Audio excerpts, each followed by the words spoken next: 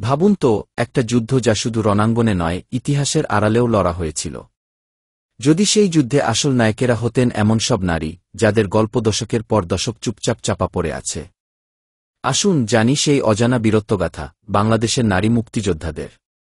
বাংলাদেশের মুক্তিযুদ্ধের কথা উঠলেই আমরা মনে করি বীর সেনাদের, রণাঙ্গনের লড়াই, শহীদদের আত্মত্যাগ।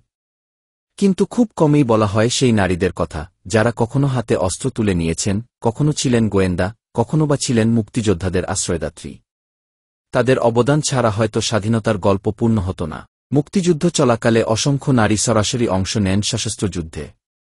কেউ অস্ত্র চালিয়েছেন, কেউ শত্রুপক্ষের গতিবিধি নজরে রেখেছেন, আবার কেউ চিকিৎসক হয়ে গোপন ক্যাম্পে সেবা দিয়েছেন। কাদের সিদ্দিকার কাদেরিয়া বাহিনীতে লড়েছেন অনেক তরুণী।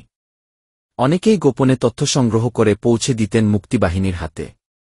পাকিস্তানি সেনাদের বর্বরতা সহ্য করেও তারা দমে যাননি। তাদের গল্পগুলো আজও ইতিহাসের মূলধারায় খুব একটা জায়গা পায়নি।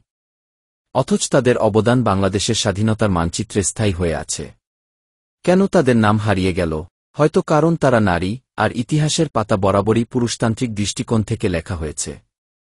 কিন্তু সত্যিটা হল, বাংলাদেশের স্বাধীনতার পথে এই নারীরাই ছিলেন অজানা শক্তি, অদৃশ্য যোদ্ধা। আজ সময় এসেছে সেই ইতিহাসকে নতুন করে বলার। মুক্তিযুদ্ধে নারী মুক্তিযোদ্ধাদের অবদান শুধু স্মরণ নয়, সম্মানও পাওয়ার দাবিদার। কারণ স্বাধীনতা এসেছে সবার রক্তে, সবার ত্যাগে। আপনার কি মনে হয়, এই নারীদের নাম কি আমাদের পাঠ্যপুস্তকে আরও জোরালোভাবে থাকা উচিত নয়?